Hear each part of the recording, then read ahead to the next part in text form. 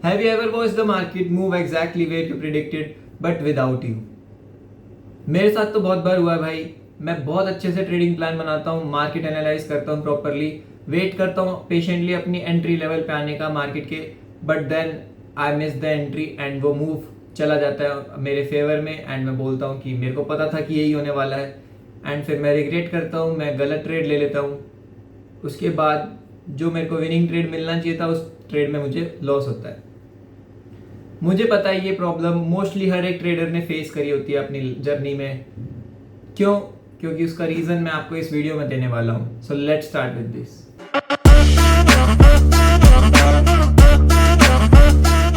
ये प्रॉब्लम क्यों होती है? क्योंकि हमारी स्ट्रैटेजी में प्रॉब्लम नहीं होती भाई, हमारी एग्जीक्यूशन में प्रॉब्लम होती है, हमारी साइकोलॉजी में प्रॉब्लम होती है। मैं इस वीडियो में आपको ये नहीं बताने वाला हूँ कि बिकम मोर कॉन्फिडेंट या फिर कोई साइकोलॉजिकल फालतू के मोटिवेशनल कोट्स दे दूँ। इंस्टेड मैं आपको अपनी मिस्टेक्स बताऊंगा भाई कि मैंने अपनी जर्नी में क्या क्या मिस्टेक करी इस साइकोलॉजिकल एरर से रिलेटेड एंड उनको मैंने कैसे सॉल्व किया, ताकि आप भी रियल प्रैक्टिकल एग्जांपल्स के साथ उन प्रॉब्लम्स को सॉल्व कर पाओ। Reason one is you wait for another perfect confirmation. Most traders don't lose because they enter too early, they lose because they enter too late. जब तक हम अनदर कंफर्मेशन के बारे में सोचते रहते हैं, अनदर कैंडल मिल जाए, एक और ब्रेक ऑफ स्ट्रक्चर मिल जाए, इंडिकेटर कंफर्मेशन मिल जाए, उतनी देर में तो भाई मूव चला जाता है एंड फिर हमारी एंट्री लेट होती है और हमें स्टॉप लॉस बड़ा मिलता है और टारगेट छोटा मिलता है, जिसकी वजह से मार्केट हमें रिवॉर्ड नहीं कर पाती जितना हमें हमारी स्ट्रैटेजी के अकॉर्डिंग मिलना चाहिए था। तो उससे क्या होता है, हमारी स्ट्रैटेजी की स्टैटिस्टिकल आउटकम खराब हो जाती है। Let me show you with an example. If you see this is gold chart of the Tuesday, ये रिसेंट वाले ट्यूसडे का ही चार्ट है। मैं ट्रेड कर रहा था गोल्ड को न्यूयॉर्क सेशन के प्री ओपन में। एशिया सेशन के लो पे पूरा दिन कंसोलिडेशन होती है। मेरा प्लान था कि जिस साइड भी कंसोलिडेशन ब्रेक होगी और रिटेस्ट देगी मुझे, मैं उस तरफ ट्रेड ले लूंगा। सो अप साइड की तरफ कंसोलिडेशन प्रॉपरली ब्रेक होती है, यहाँ पे 2 कैंडल कंफर्मेशन देती है जिसके साथ प्रूव होता है कि ब्रेक ऑफ स्ट्रक्चर प्रॉपरली हो चुका है। देन मैं वेट करता हूँ इसी लेवल पे कि मार्केट मुझे रिटेस्ट कैंडल दे एंड मैं एंटर करूँ। बट मैं यहाँ पर क्या गलती करता हूँ, मैं वेट करता हूँ एनगल्फिंग कैंडल का, लेकिन मेरे को एनगल्फिंग कैंडल मिलती है बहुत लेट। यहाँ पर मिलती है एनगल्फिंग कैंडल। ये वाली कैंडल भी अच्छी थी, अगर मैं देखूँ तो ये वाली कैंडल भी एक बुलिश कैंडल में आती है जो कि पिन बार कैंडल बनती है। अगर मैं अपनी एंट्री को यहाँ पर लेता प्रिसाइजली तो मुझे मिलता स्टॉप लॉस बिल्कुल यहाँ पर 60 पिप्स का स्टॉप लॉस मिलता एंड 180 पिप्स का जो मैं 1:3 टारगेट बनाता हूँ ना मेरा हर ट्रेड में, वो इजीली मेरे को अचीव हो जाता है यहाँ पर 1 गो में। बट अनफॉर्चुनेटली मेरे को क्या हुआ, मैंने एंट्री करी लेट क्योंकि मैं वेट कर रहा था एनगल्फिंग कैंडल का। एनगल्फिंग कैंडल बनी यहाँ पर, मुझे अपना स्टॉप लॉस तो यहीं रखना पड़ेगा क्योंकि भाई जेन्युइन प्लेस यहाँ पर ये स्टॉप लॉस रखने की, एंड मुझे यहाँ पर हद से हद 1:2 ही मिल पाया क्योंकि यहाँ पर एक रेजिस्टेंस थी, मेरे को यहाँ पर एग्जिट करना पड़ा। तो अगर आप देख सकते हो, हम अपने माइंड में जब जब एक्स्ट्रा कंफर्मेशन के लिए वेट करते हैं ना, तो हमें लेट एंट्री मिलती है, बड़ा स्टॉप लॉस मिलता है और छोटा रिवॉर्ड टारगेट मिलता है, और उस चक्कर में काफी बारी एसएल भी मिल जाता है जिस ट्रेड में हमें ब्रेक इवन मिलना चाहिए था। आप एक चीज नोटिस करना अपनी लाइफ में कभी भी, अगर आपने ट्रेडिंग में ये चीज नोटिस करी हो तो जिस ट्रेड को चलना होता है ना वो लेस कंफर्मेशन के साथ भी चल जाता है, और जिस ट्रेड को नहीं चलना होता ना उसमें आप चाहे 5 स्टार सेटअप लगा लो, चाहे कितनी भी कंफर्मेशंस देख लो, वो ट्रेड नहीं चलता, वो ट्रेड आपको एसएल ही देगा। तो जब मार्केट हमारे प्लान के अकॉर्डिंग चले, हमारे प्लान के अकॉर्डिंग हमारे एंट्री एक्टिवेट करे, हमें एक्ट करना चाहिए क्योंकि मार्केट उन्हीं को रिवॉर्ड करती है जो एक्शन लेते हैं, उनको रिवॉर्ड नहीं करती जो बैठ के एनालाइज करते हैं सिर्फ और देखते रहते हैं कि ये हो सकता है ये हो सकता है। एक्शन लो, स्टार्ट करो एक्शन लेना अपने सेटअप पे, अपने बिकम कॉन्फिडेंट थोड़ा सा। The next reason is you still focus on the last losing trade.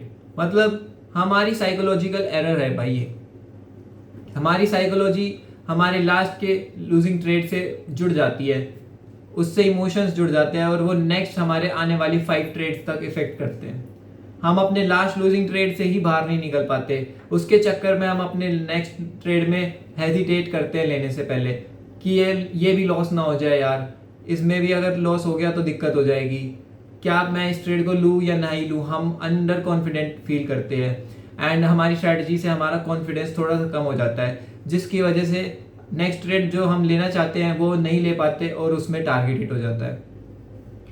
अगर आपको प्रॉपरली डिसिप्लिन फॉलो करना है अपनी स्ट्रैटेजी के लिए, तो भाई आपको इमोशंस हटाने पड़ेंगे अपने लास्ट ट्रेड से, क्योंकि आपको नहीं पता कि आपका कौन सा ट्रेड प्रॉफिट होगा, कौन सा लॉस होगा।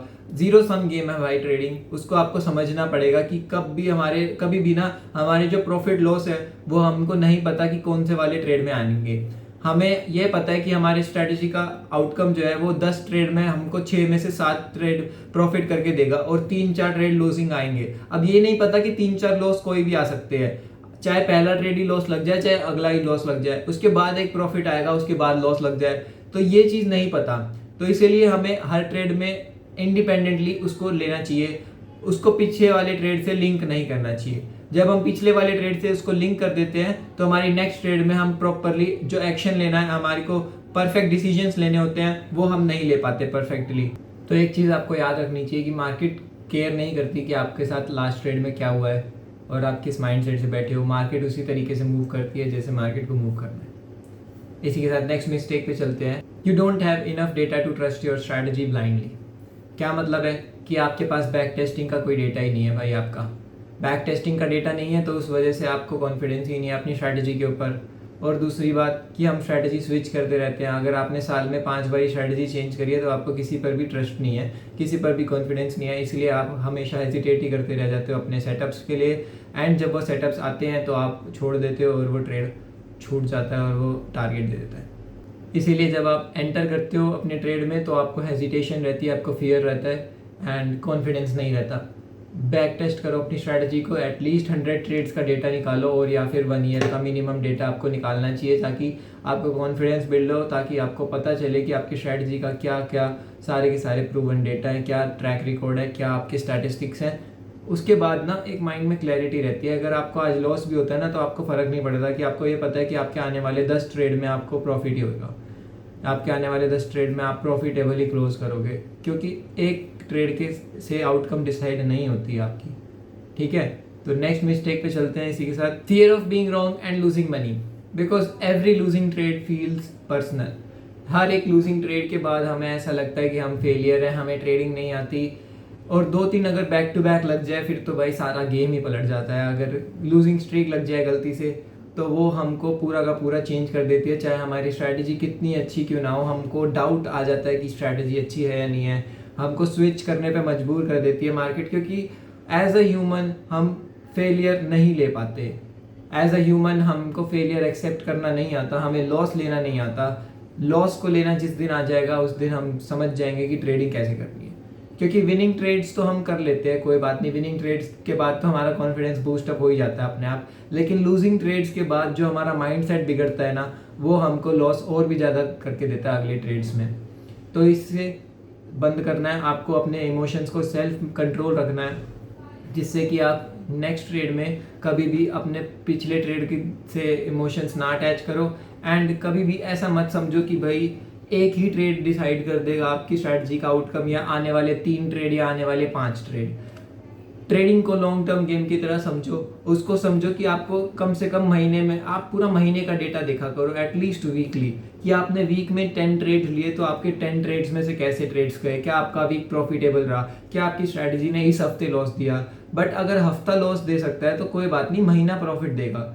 अगर हफ्ता लूजिंग में भी चला गया तो कोई फर्क नहीं पड़ता।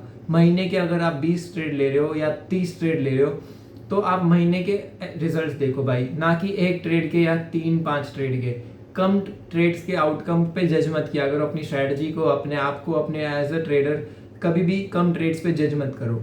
आप अपने आप को जब जज करो कि आपका सैंपल साइज बड़ा है और उसमें आप परफॉर्म नहीं कर पा रहे हो, कि आप monthly back to back losses कर रहे हो, तो आप जज करो कि आपको चेंज करने की नीड है अब।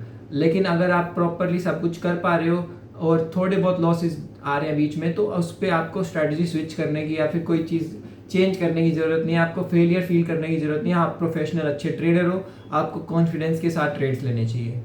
इसी के साथ मैं आपको एक सॉल्यूशन देना चाहता हूँ कि आप ये सारी प्रॉब्लम्स को कैसे सॉल्व कर सकते हो। तो मैं आपको 3 सॉल्यूशन देता हूँ जिसके साथ आपकी ये सारी प्रॉब्लम सॉल्व हो जाएगी। First one is start with a checklist. Create a checklist जिसमें आपको सारे अपने रीजंस लिखने हैं, कि आपको सारी कंडीशंस लिख देनी है कि अगर मेरे साथ ऐसा ऐसा होगा तो मैं ट्रेड लूँगा। जब आपकी सारी कंडीशंस मेट करे, आप हर एक चीज़ को टिक करो और भाई ट्रेड में एंटर करो विदाउट हेजिटेशन एंड फियर के, ताकि आप कॉन्फिडेंटली उस ट्रेड में होल्ड कर पाओ और प्रॉफिट कर पाओ। नेक्स्ट पॉइंट इज आपको अंडरस्टैंड करना पड़ेगा कि ट्रेडिंग एक जीरो सम गेम है। हमारा कभी भी हमारे विन्स एंड लॉसेस एक डिवाइड होते हैं। हमें नहीं पता कि हमारा अगला ट्रेड विन होगा या लूजिंग होगा, तो आपको ट्रेडिंग को हमेशा से एक जीरो सम गेम की तरह मान के चलना है, क्योंकि अगर आपने ये सब नहीं समझा तो आप हर एक नेक्स्ट ट्रेड में अपने पिछले ट्रेड से इमोशन अटैच करके रखोगे और आप अपनी साइकोलॉजी खराब कर लोगे। The third point is journal every trade. जो भी आप ट्रेड करते हो या फिर ट्रेड छूट भी जाता है जो आप स्किप कर देते हो, एंड वाइल रिव्यूइंग इट उसको ये पूछो अपने आप से कि क्वेश्चन करो कि क्या ये ट्रेड मैंने अपनी साइकोलॉजी की वजह से छोड़ा है या मेरे प्लान में था कि मेरे को यहाँ पर एंट्री नहीं करनी। अगर प्लान में था तो कोई दिक्कत नहीं है, या फिर अगर साइकोलॉजिकल एरर या ऐसे हेजिटेशन, फियर, स्केयर हो गए या फिर इन चीज़ों की वजह से छोड़ा है तो गलती है, और उसको राइट डाउन करो और नेक्स्ट टाइम से रिपीट मत करना। बस यही कोशिश करनी है। मिस्टेक्स सबसे होती है, बट उन मिस्टेक्स को आइडेंटिफाई करना और उन नेक्स्ट टाइम से रिपीट नहीं करना, यही एक ट्रेडर में सबसे अच्छी चीज़ हो जाती है। उसी को बेहतर ट्रेडर बनता है। और ना गोल बनाओ। मैं आपको एक फाइनल मैसेज देता हूँ कि आप अपनी स्ट्रैटेजी आपने अपनी स्ट्रैटेजी बना ली, आप गोल बनाओ कि मेरे को अपनी स्ट्रैटेजी के अकॉर्डिंग सारे ट्रेड्स एग्जीक्यूट करना है इररिस्पेक्टिव ऑफ द रिजल्ट। मेरे को रिजल्ट पे फोकस ही नहीं करना, मेरे को 99% उसके ट्रेड्स एक्यूरेसी के साथ परफेक्टली एग्जीक्यूट करने हैं, ताकि आप उसका एंड रिजल्ट देख पाओ। जब आप अपनी स्ट्रैटेजी के सारे ट्रेड्स डिसिप्लिन के साथ एग्जीक्यूट करने लग जाओगे ना कंसिस्टेंटली, तब आप और भी ज़्यादा कॉन्फिडेंट फील करने लग जाओगे और आपसे कभी भी विनिंग ट्रेड्स मिस नहीं होंगे।